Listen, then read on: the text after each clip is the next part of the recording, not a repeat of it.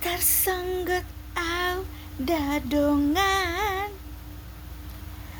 tarhetup tong songon nama utuh au dadongan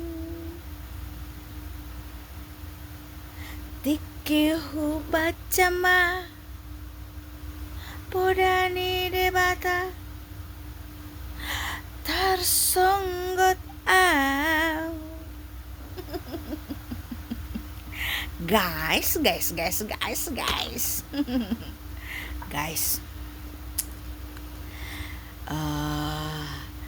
kenapa bilang saya kaget? Saya kaget ketika saya membaca firman Tuhan, guys, yang bunyinya seperti ini. Apa tadi ya? Kaget banget guys. Katanya begini, hai anakku, takutlah Tuhan dan Raja. Jangan melawan terhadap keduanya. Berarti gak boleh dipilih, baik itu Raja maupun Tuhan, gak boleh dipilih salah satu, karena ini dibilang keduanya. Takutlah akan keduanya, karena dengan tiba-tiba tuh mendadak, guys, nggak tanpa aba-aba, nggak dikasih tahu duluan, nggak dikasih kode, pokoknya dengan tiba-tiba mereka dapat menimbulkan bencana, guys. Dan siapa mengetahui kehancuran yang didatangkan mereka?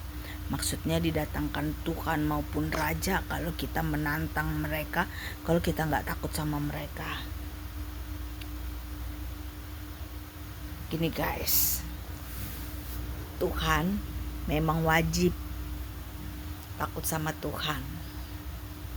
Itu mah semua orang deh udah tahu deh. Semua orang di bumi udah tahu bahwa harus takut sama Tuhan. Tapi guys, kalau yang kedua ini disuruh juga, dan itu berarti nggak boleh dipilih, guys, harus keduanya, dan kepada raja itu, guys, bisa aja kalau zaman dulu kan raja pemimpin, ya kalau sekarang kita presiden kali ya, itu kalau secara garis besar atau secara meluas raja. Tapi kan kalau di Alkitab kan banyak kata-kata yang kiasan atau mungkin kata-kata yang diperindah gitu, karena Tuhan Yesus ataupun Bapa di sorga senang memakai kata kiasan. Jadi raja di sini dalam arti luasnya mungkin seperti zaman dulu memang raja ya guys, emang dulu kerajaan. Kalau zaman sekarang paling kerajaan hanya beberapa negara aja gitu guys. Ya salah satunya yaitu negara maksudnya yang dikatakan raja itu sekarang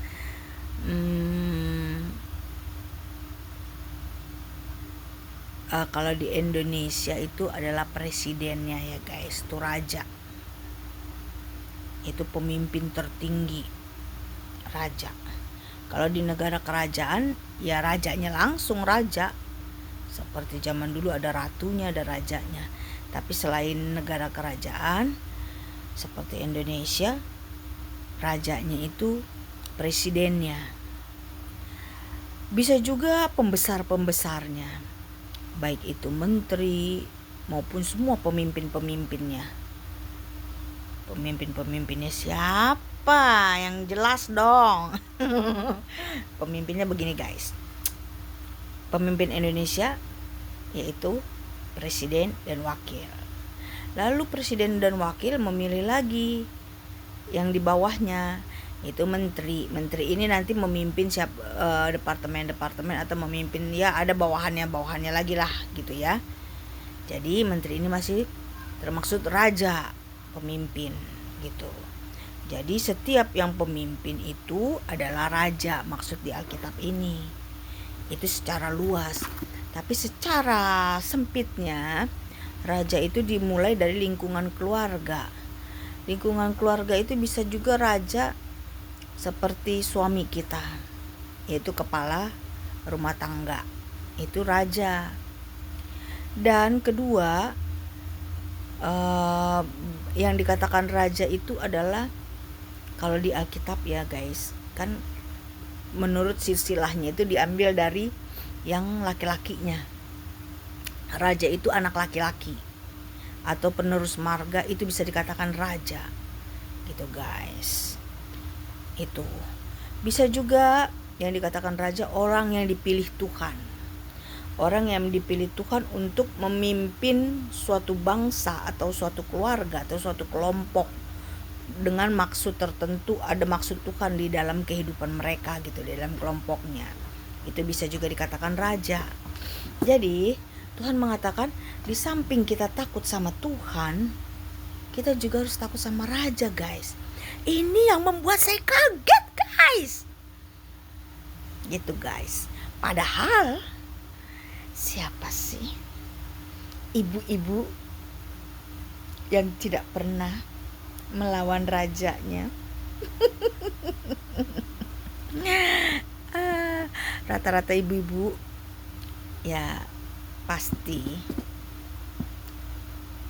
ya, kalau nggak tiap hari ya jarang-jarang juga boleh ya, ataupun pasti pernah ya ngelawan sama suaminya, atau pernah bikin jengkel sama anaknya, anak laki-lakinya gitu ya. Ya banyak lah itu. Padahal di sini di Alkitab dikatakan harus tunduk guys sama mereka.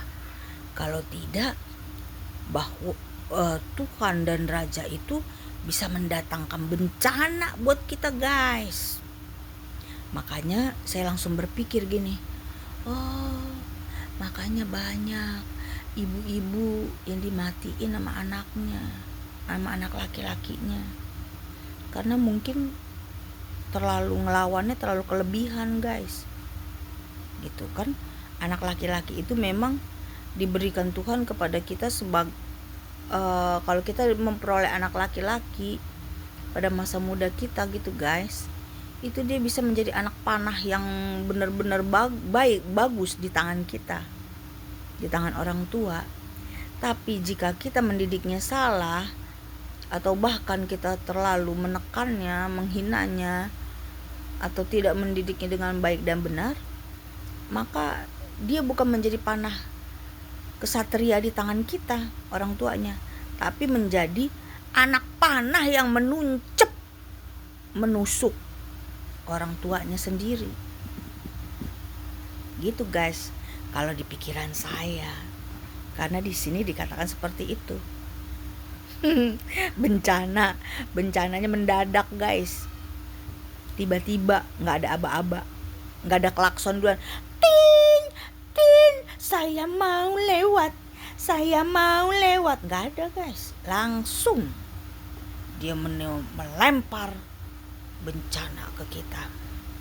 Lalu saya berpikir juga, apalagi gue tukang lawan sama suami. Kalau hati kesel ya guys, ya pasti ya guys dilawan. Walaupun kita tahu firman yang mengatakan bahwa hormatilah suami, hormati suami sebagai kepala rumah tangga ya guys. Ya, tapi terkadang kita ibu-ibu kalau jengkel nggak bakal ngormatin ya guys, tapi malah ngelawan, ngedumel, membales perkataan dia. Ya kalau dia ngejengkelin kita balas, kalau dia menghina kita balas, kalau dia ngomongnya nggak ngenakin sama kita ya kita balas, kalau dia menyakiti kita ya kita balas. Pokoknya ya sebagai ibu-ibu kalau keki kesal sama lakinya dibalas ya guys, walaupun dia tahu dia tidak akan bakal menang kalau ngelawan tuh laki. Tapi karena ada hukum kekerasan ya, apa anti kekerasan, KDRT. Makanya puji Tuhan bagi para wanita, para ibu-ibu, jadi walaupun ngelawan aman. Karena apa, kalau dipukul tinggal ngelapor, udah lakinya di penjara. Dengan catatan, yang saya tahu dulu, nggak tahu ya berubah apa enggak ini hukum. Kalau yang saya tahu dulu, kalau kita sudah melapor ya nggak ada aci, nggak ada apa ya, nggak ada aci, nggak ada nggak ada apa ya, aci itu bahasanya apa, saya jadi lupa karena karena sudah lama tidak berbicara saya jadi lupa guys bahasanya. Pokoknya nggak ada aci untuk menarik kembali laporan kita itu, gitu guys. Nggak boleh.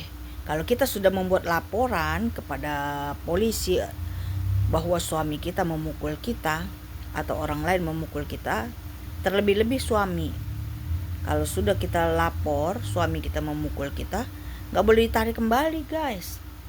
Makanya harus hati-hati. Kalau mau masih akur-akuran sama suami, pengen punya suami terus walaupun digebukin, walaupun dimampusin, ya nggak boleh ngelapor gitu. Kalau dulu hukumnya begitu, nggak boleh ditarik, kan nggak ada aci ditarik. Kalau udah dilapor gitu, jadi nanti langsung diproses sama negara, baru deh suaminya dipenjara karena melakukan KDRT. Gitu guys. Tapi kan seiring berjalannya waktu saya nggak tahu lagi ya guys, karena saya udah nggak baca buku. Udah nggak tahu hukum lagi saya guys, karena saya sudah di rumah guys, ya belajar di rumah. Tapi saya udah nggak belajar ya nggak belajar itu dulu, karena yang saya tekuni sekarang bagaimana untuk menghibur diri supaya sehat dan kuat, supaya tenang gitu guys. Ada juga sehatnya bagaimana menghibur diri dengan cara menonton yang lucu-lucu, menonton ya yang senang-senang lah gitu. Jadi saya belum saya baca lagi tentang hukum yang berlaku gitu guys tentang KDRT kalau yang sekarang. Nah kalau dulu begitu, nggak boleh diaci ditarik. Kalau sekarang nggak tahu deh. Jadi karena ada hukum itu, hukum KDRT, makanya aman buat perempuan untuk berbuat dosa. Melawan suaminya, melawan rajanya, aman, terlindungi untuk berbuat dosa guys. Terus aman, terlindungi untuk ngatain pemimpin, ya kan? Pemimpin bisa jadi itu bos kita, di kantor ya guys, atau mungkin RT, RW, lurah, camat, pemimpin begitu, terlebih-lebih presiden. Aman, perlindungan untuk berbuat dosa, melawan mereka, ngina mereka, aman kita karena ada kan perlindungan KDRT. Begitu guys, itu menurut saya loh guys. Jadi kalau menurut saya begitu aman. Nah saya juga begitu guys, aman, karena pikir saya kalau lu mukul gue laporin lo, gitu kan. Jadi saya aman ngelawan. Tapi dikatakan di sini bahwa Raja dan Tuhan bisa tiba-tiba membuat bencana, begitu. Lalu saya ingat, iya kalau Tuhan kalau marah langsung dibikin bencana, entah bencana alam, entah bencana kecelakaan apa itu yang mengagetkan, yang bahkan bisa menghilangkan nyawa ya guys. Ya langsung saya berpikir, berarti Raja juga begitu. Pantesan aja. Saya bukan menghakimi ya guys, maksudnya saya berpikir di otak saya guys, di otak saya berpikir pantesan aja banyak ibu-ibu yang mati di tangan suaminya, atau ya gitulah, mati di tangan suaminya.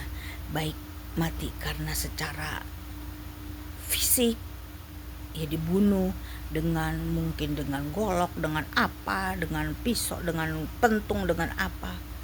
Ada juga yang mati dibunuh secara meta, guys. Meta maksudnya yang tidak kelihatan, tergantung. Kalau saya nih guys, saya udah bilang dari dulu sama Tuhan, saya berdoa. Ketika saya dulu kan belum tahu ya guys, Tuhan tuh memang spesifiknya kayak mana gitu. Pokoknya yang saya tahu, Tuhan tuh sumber pertolongan, sumber pendengar doa. Semua isi hati dicurahkan ke Tuhan gitu. Lalu saya berdoa ke Tuhan, Tuhan, kalau saya sih kalaupun nanti mau dipukul, jangan dipukul secara fisik, karena saya atut gitu ya guys ya. Walaupun sekuat apapun saya atut kalau dipukul secara fisik guys gitu. Jadi kalaupun memang ada orang-orang yang mengatakan kita bisa dipukul secara meta yang tidak kelihatan, saya bilang sama Tuhan, ya biarin deh Tuhan, saya lebih baik dipukul dengan kayak begitu daripada dipukul secara fisik begitu guys. Kalau dulu permintaan saya begitu. Nah lalu saya berpikir, jangan-jangan makanya banyak ibu-ibu mendadak mati. Maaf kata ya guys, kalaupun ada anak kecil yang menonton, maaf kata ya, mudah-mudahan aja nggak ini ya, apalagi pada saat senggama ya guys, pada saat melakukan hubungan seks kan banyak tiba-tiba perempuan mati ya kan guys. Nah saya berpikir nggak mungkin mati mendadak ya kan guys, kalau nggak diapa-apain juga ya taruhlah kalau dikatakan itu karena memang udah umurnya dipanggil Tuhan. Tapi kan semua punya jalan, ada jalannya.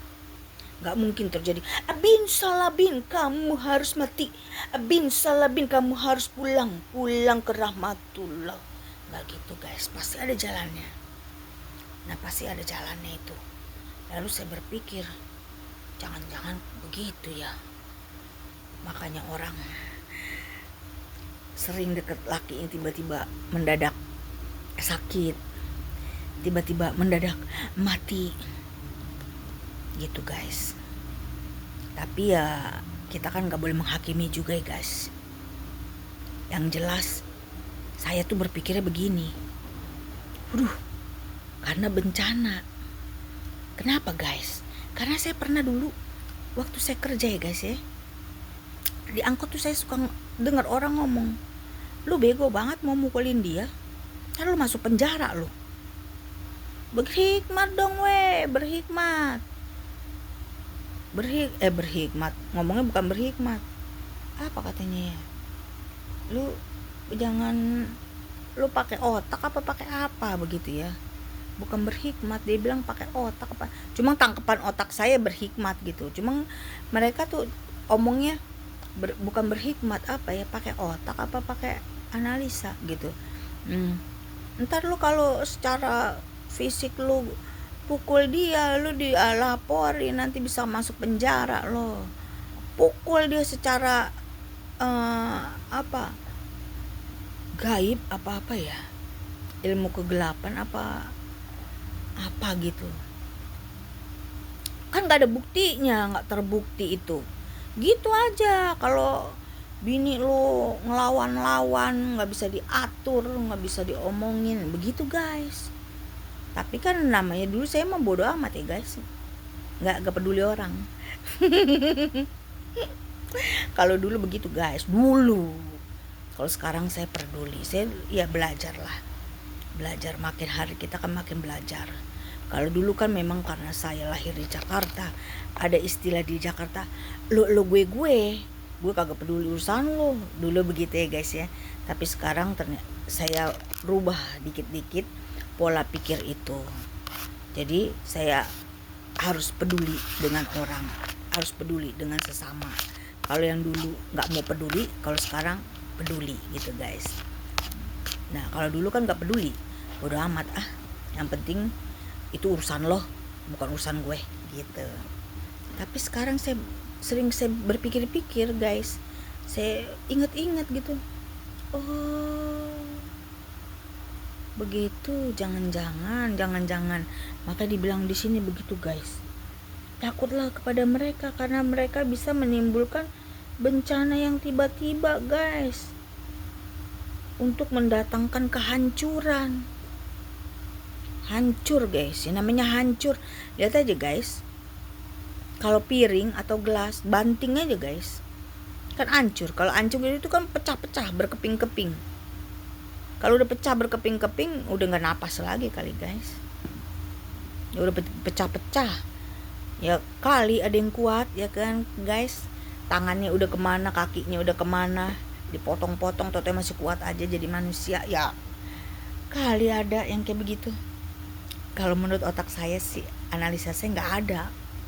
Ya namanya udah berkeping-keping, udah hancur ya. Ya tinggal didoakan gitu guys. Makanya ini yang dibilang guys. Lalu saya berpikir, seperti apa sih Tuhan? Seperti apa sih? Apa yang di otak saya salah? Apa yang di otak saya benar sih ya? Lalu di bawahnya guys, saya temukan ini kan di sini guys, ini di sini. Lalu di bawahnya sini, di bawahnya dikatakan bahwa kemuliaan Allah adalah merahasiakan sesuatu, tetapi kemuliaan raja adalah menyelidiki. Ini kalau udah saya dapat begini guys, berarti ada yang ayat yang menjadi tanda tanya. Bukan bagi saya aja, tapi bagi banyak orang di bumi ini. Ya khususnya ya di sekeliling saya, yaitu di keluarga ya guys. Baru tetangga, ngoper lagi ke sekolah, ke kampus, ke ini, pokoknya begitulah di sekitar saya. Kalau udah dapat ini, biasanya saya ayat ini karena kita harus disuruh menyelidikin apa sebenarnya yang terjadi. Ada apa? Kenapa bisa begitu? Begitu guys. Terus bagaimana jalan keluarnya? Biasanya seperti itu.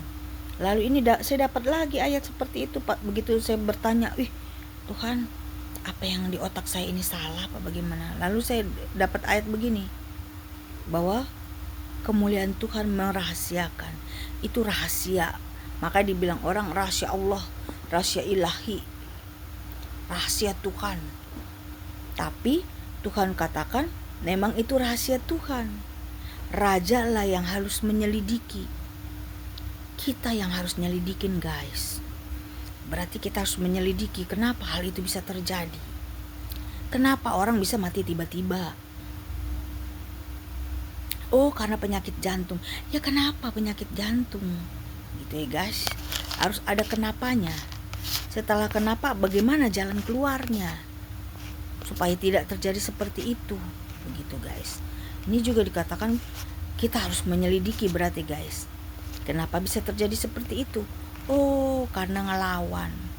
Makanya banyak orang mati di tangan rajanya dikarenakan ngelawan. Melawan mereka, tidak takut sama mereka.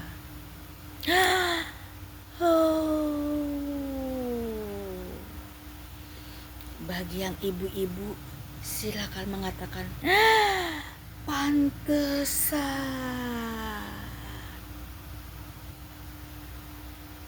Pantesan apa aja. Begitu guys ya. Kaget banget guys, kaget banget saya. Kaget banget. Olehnya saya mengajak kepada semua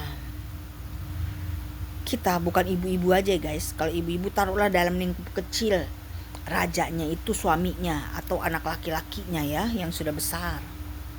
Atau mungkin yang masih kecil. Kalau orang Batak yang dari kecil juga itu udah raja, udah dibilang bapak. Walaupun kecil, itu udah dibilang bapak. Udah dihormati itu guys kalau di orang Batak.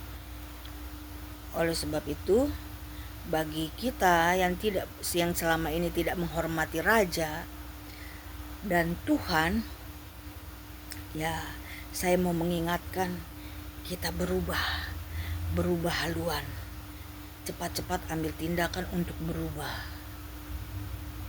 supaya jangan kena bencana yang menghancurkan kita, yang dibuat tiba-tiba oleh Tuhan maupun raja. Gitu guys. Karena mereka dengan tiba-tiba bisa menimpahkan kehancuran kepada kita, bencana kehancuran. Oleh sebab itu, sebagaimana kita takut sama Tuhan, berarti kita juga harus takut sama raja kita. Gitu guys. Ya guys, begitu ya guys. Begitu dulu guys ya. Sebenarnya sih masih mau panjang, cuma nanti kepanjangan bagaimana ya guys. Ini udah berapa menit, berapa detik ya guys. Ya begitu guys. Jadi karena biasanya kan guys, kalau kita tidak takut sama Tuhan, kita memberontak sama Tuhan, Tuhan gak langsung menghajar kita. Tuhan diem dulu.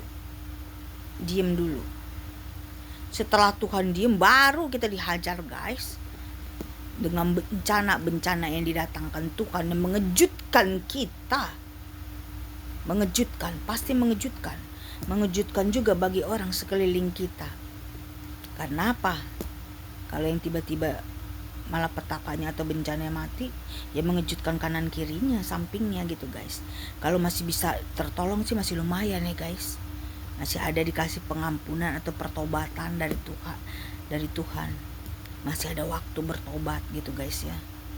Tapi kalau nggak ada waktu bertobat, itulah yang lebih mengejutkan. Aduh, menakutkan sekalian. Demikian kepada raja. Kalau raja itu sudah diam guys, bukan berarti dia baik. Bukan berarti dia udah ngalah. Bukan berarti dia udah takut sama kita. Justru guys, saya dulu sama bapak saya nih guys ya, disuruh kita meneliti lingkungan, diajak jalan-jalan untuk meneliti sesuatu. Setelah meneliti, kita harus mengambil kesimpulan apa yang kita teliti tadi. Apakah itu bisa dibuktikan gitu. Kalau dulu contoh dari awal, kalau saya kan karena nggak mungkin ke pasar-pasar, jadi dulu dari bapak saya ngasih penelitian itu dari mulai nama. Jika manusia yang punya nama dari S, umpamanya dari S, atau mungkin ada S di tengah-tengah namanya, atau mungkin ada huruf S di akhir namanya, berarti orang itu punya sifat demikian. Begitu guys. Lalu yang menjadi PR, cari huruf-huruf lain yang ada di nama orang, lalu bagaimana sifatnya. Kita harus mencari. Cara mencarinya bagaimana? Kita harus teliti dari sekian banyak orang. Setelah itu kita harus simpulkan bahwa orang yang bernama ada huruf, umpamanya ada huruf Z-nya, berarti mempunyai sifat seperti ini. Dan begitu guys, saya dulu begitu. Lalu begitu saya udah teliti, saya udah adakan penelitian, saya lapor kepada bapak saya. Papi, saya sudah dapat penelitian. Hasil penelitian saya sudah dapatkan bahwa orang yang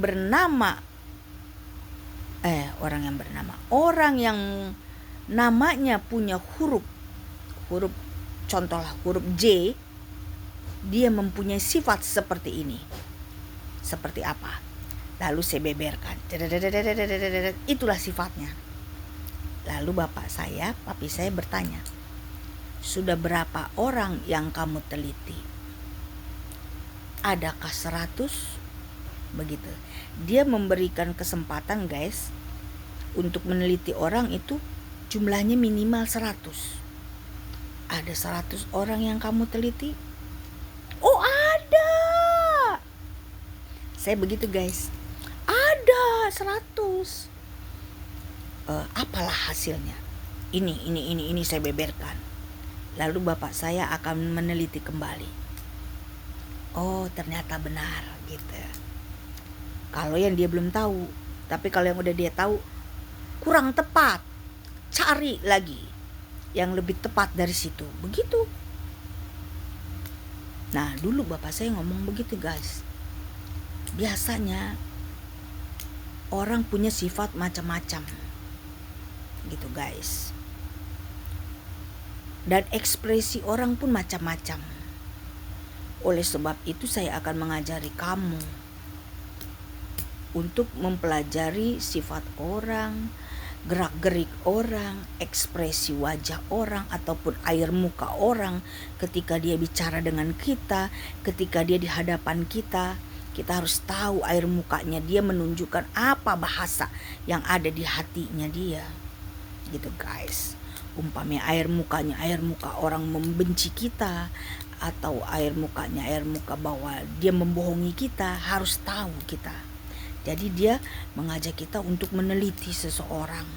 Ya, saya dibawa jalan-jalan tentunya sama bapak saya. Kalau itu dibawa jalan-jalan ke pasar, ke ya jalan-jalan lah gitu, beli-beli apa gitu. Bukan beli makanan, karena bapak saya dulu nggak doyan jajan, guys. Jadi dia beli-beli barang-barang bekas, botol-botol bekas untuk ikan-ikannya, untuk ini gitu. Nah, sambil dia jalan, dia ngomong, kamu perhatikan orang yang di hadapanmu. Iya papi, saya gituin. Kalau orang yang mukanya seperti itu, dia punya sifat seperti ini. Lalu di saat membayar, kamu perhatikan wajahnya. Di saat dia membayar, dia bagaimana wajahnya, bagaimana air mukanya, kamu harus perhatikan. Supaya kamu tahu bahwa dia sedang berbohong atau tidak, bahwa dia tulus atau dia banyak neko-nekonya, liku-likunya. Begitu, guys. Lalu saya selalu ikuti aturan bapak saya, gitu, guys. Dan dia ada salah satunya, dia mengatakan begini, guys. Kalau orang diam, harus takut sama orang diam. Lah kenapa kok sama orang diam takut? Ya, karena biasanya kita lebih tenang sama orang cerewet daripada orang diem. Kalau orang cerewet hanya sebatas mulutnya itu aja cukup. Kita nggak usah mempelajari sengkunek-sengkuneknya lagi yang ada di dalam tubuhnya, di dalam otaknya dan di dalam hatinya. Karena cukup sebatas cerewetnya itu, sampai situ. Apapun yang diucapin dia hanya sampai situ itu. Oh, dia itu dia cerewet, jahat dong. Biasanya orang cerewet itu nggak jahat, cuma ya begitu. Kalaupun dia jahat, ya sebatas itu kita bisa tahu gitu loh. Kejahatan lu sebatas ini, kan nanti dia bilang, gue pukul lo pakai batu. Gue pukul pakai batu, gue pukul lo pakai lidi. Sebatas itu dia pukul pakai lidi. Gue nggak kasih makan lo. Sebatas itu dia nggak kasih makan. Gitu. Tapi kalau orang yang diem, itu dalam. Harus mempelajarinya. Kita harus pelajari air mukanya. Apa yang ada terlintas di otaknya, apa yang ada terlintas di hatinya. Tentunya harus diteliti baik-baik. Dia diam, kita pun harus diam. Dia diam, kita harus diam sambil memandang apa yang ada di wajahnya. Air mukanya bicara tentang apa, harus kita pelajari, guys. Dan biasanya memang kalau orang yang diam itu banyak yang margorok. Banyak margorok di hatinya dan di pikirannya. Biasanya, gak tahu kalau luar biasa. Kalau biasanya yang saya tahu begitu. Makanya kalau raja sudah mulai diam, guys, kita harus pelajarin gitu. Apa yang mau dia lakukan ke kita? Kalau kita lagi dia ngina kita hina. Dia marahin kita marahin. Tiba-tiba dia diam. Jangan kita kira dia takut. jangan kita kira dia ngalah. Di balik dosa seorang perempuan yang ngelawan suaminya, gak mungkin terjadi ngalah. Pasti ada hukuman dari Tuhan, dan udah menurut Alkitab ini tadi ada hukuman juga dari dia. Gitu guys. Dan kan kita selalu berpikir, gue udah berdosa nih ngelawan suami, pasti ada hukuman dari Tuhan. Ada, tapi di sini tadi saya baca sampai kaget, ada juga hukuman dari dia. Tapi memang saya selama ini kalau saya udah ngelawan, dia diem, saya langsung diem juga. Saya langsung baca wajahnya. Apakah di sana baik-baik aja? Lalu saya perhatiin gitu guys. Tapi saya nggak berpikir yang bahwa akan menimbulkan ini dan itu seperti yang dibilang Alkitab. Saya hanya berpikir gini, lo lagi mikir apa? Gitu, lo lagi mikir apa? Gitu guys. Ya itulah ya guys ya tadi. Jadi namanya kita manusia itu diciptakan Tuhan lebih dari satu untuk saling mengingatkan. Nah ini saya mengingatkan, hati-hati. Besok-besok kalau saya juga lupa, kalian mengingatkan saya, hati-hati. Gitu ya guys. Hati-hati kepada Tuhan dan Raja. Jangan sembarangan. Ntar dia sakit hati, digebok loh. Digebok pakai pentung. Pentungnya pentung apaan? Yaitu antara pentung fisik sama pentung meta. Tapi seperti yang saya dengar itu, kalau pakai fisik lu nanti masuk penjara. Pakai meta, kalau dibilangnya sih akan di penjara juga ya guys. Kalau pakai ilmu kegelapan. Kalau pakai santet, pakai ilmu kegelapan, ya teorinya mah di penjara. Tapi cara membuktikannya bagaimana guys? Oh dengan alat-alatnya. Ya curang dong kalau dengan alat-alatnya.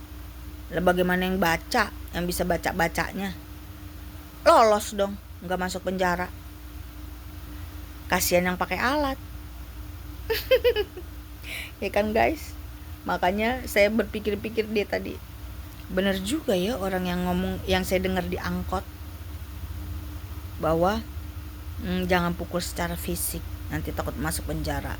Tapi pukul secara lain yang tidak dapat dibuktikan, yaitu dengan ilmu-ilmu kegelapan. Ya bisa jadi ini guys. Karena yang namanya dia raja kan. Kalau dilawan, kata Tuhan mendatangkan bencana yang menghancurkan dengan tiba-tiba. Gak disangka-sangka. Dan saya memang pernah guys nonton film kerajaan gitu ya guys. Istrinya itu ya memang melawan, agak melawan, sebenarnya bukan melawan, tapi ya mungkin kalau di kerajaan itu melawan kali ya guys ya. Karena menolak gitulah, istilahnya menolak panggilan, dipanggil tapi nolak, alasan ini alasan itu gitu guys. Begitu bersama sama suaminya baik, diem.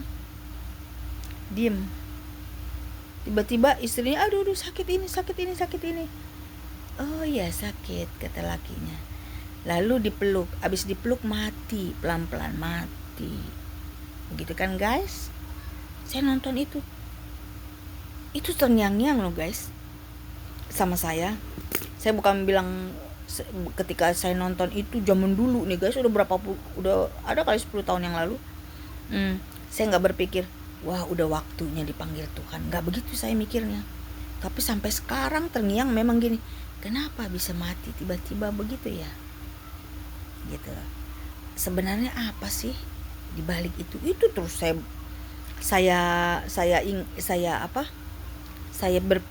pikir, terus saya cari tahu apa sih ya, kenapa ya, kok bisa begitu ya, ada apa. Kan kalau di film nggak mungkin dijabarin ya guys.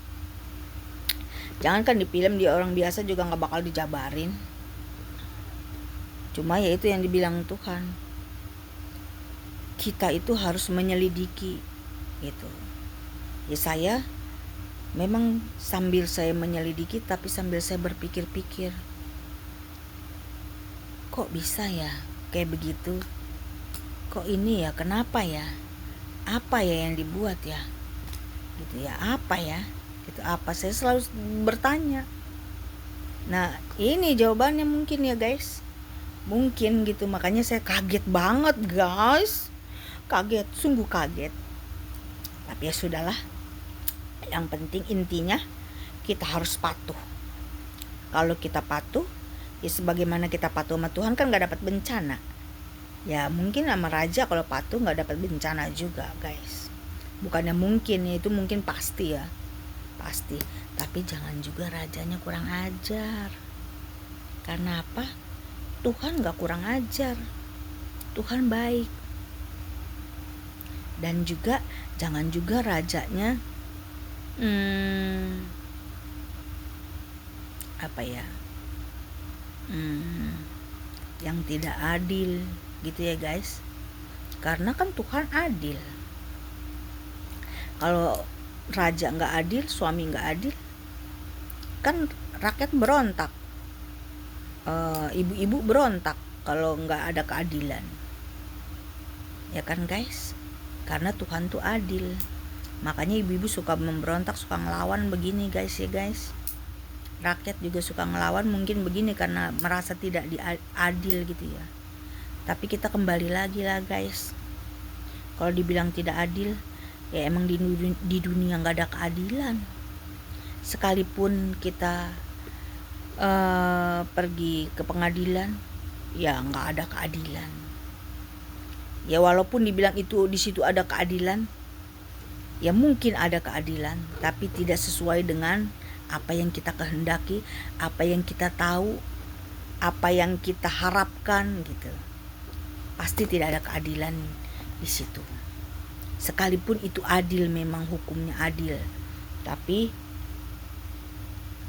suatu ketika apa yang kita harapkan, apa yang kita bayangkan tentang keadilan itu tidak ada. Gitu guys. Itu hanya membantu sedikit aja. Membantu, sifatnya membantu. Gitu. Ya, kayak dulu contohnya saya dikasih tahu sama orang tua saya.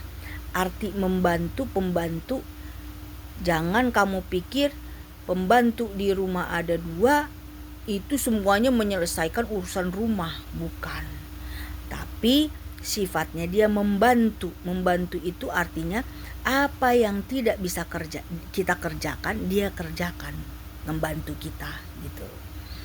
Contoh, kalau saya di rumah lagi libur, saya bisa mencuci piring atau ngepel. Tapi ketika saya sekolah, ketika saya kuliah, saya kan gak bisa ngerjain ngepel, pekerjaan rumah tangga. Berarti pembantu yang harus menyelesaikan itu. Itulah dulu bapak saya ngomong begitu, membantu. Nah begitu juga pengadilan di dunia ini sifatnya hanya membantu. Membantu aja. Membantu memecahkan atau menyelesaikan masalah yang terjadi di dunia gitu guys. Ya begitu ya guys ya. Jadi memang ada kalanya kita berdosa karena memang kita merasa Tuhan itu tidak adil bagi kita, makanya kita berdosa ke Tuhan. Tapi kalau kita sadari bahwa Tuhan itu adalah Tuhan yang adil, Tuhan yang kasih, Tuhan yang sayang, Tuhan yang tidak mungkin salah dalam perbuatannya, kita tidak akan melawan Tuhan. Kita pasti takut sama Tuhan. Bagaimana dengan raja? Ya Kak, begitu juga. Kalau raja kita adil, raja kita benar, raja kita tidak menyimpang dari kehendak Tuhan, ya tentunya kita hormat sama dia, gak usah ngelawan gitu, hormat. Dan di saat dia menyimpang, di saat dia tidak melakukan kita dengan adil, di saat dia meremehkan kita, di saat dia membuat kita kecewa, di saat dia membuat kita jengkel, di saat dia membuat kita marah, atau di saat dia marah tanpa alasan, itu guys, ya sekalipun kita melawan, ya setidak-tidaknya Tuhan pasti bela. Ya tuh, kalau kita minta ampun dosa diampuni guys, karena kan Tuhan tahu dia nggak adil, dia nggak bagus gitu, dia nggak baik. Tuhan tahu itu, makanya kita dibela. Walaupun andai kata nih, andai kata bukan beneran, andai kata kita mau dibunuh dia juga kita lolos aja guys. Karena apa?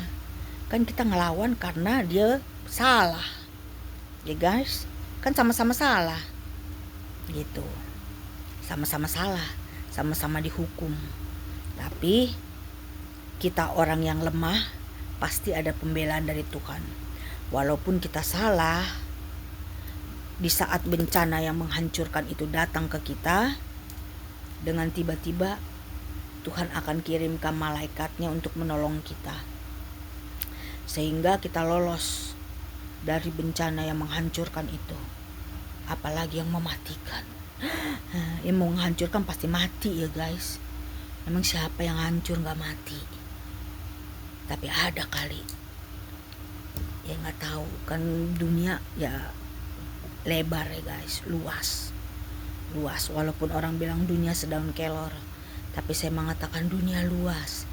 Jadi saya tidak tahu, saya belum selidikin kalau ada orang yang tertimpa bencana yang menghancurkan itu, ada yang hidup, belum saya selidikin. Tapi menurut otak saya, kalau sudah bencana yang menghancurkan, yang namanya udah hancur, ya pasti mati alias meninggal gitu ya guys. Ya, kalau kira-kira ada perkataan saya yang kurang tepat atau kira-kira kurang pas, tolong dikasih masukan ya guys, di pesan atau di komen ya guys, di komen itu dikasih tahu, ini kayaknya kurang tepat deh, ini kayaknya kurang pas deh, itu kayaknya salah deh pemikirannya, itu kayak begini, tolong ya guys ya. Karena tadi nih saya baru dapat ayatnya, terus saya kaget, saya bikin konten deh. Ya, oke guys, begitulah kira-kira. Selebihnya terserah Anda. Bye.